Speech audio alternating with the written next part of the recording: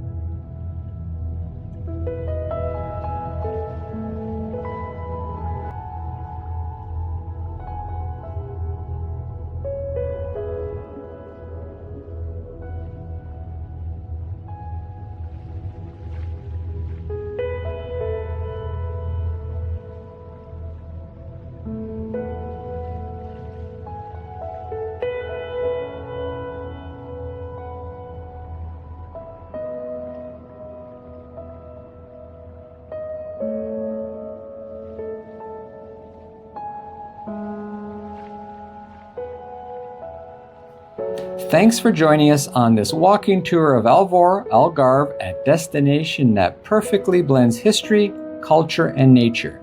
If you enjoyed this video, please like, subscribe to our channel, and hit that notification bell for more Portugal travel videos. Don't forget to check out our Portugal playlist for more adventures across this incredible country. See you in the next video. Ciao for now.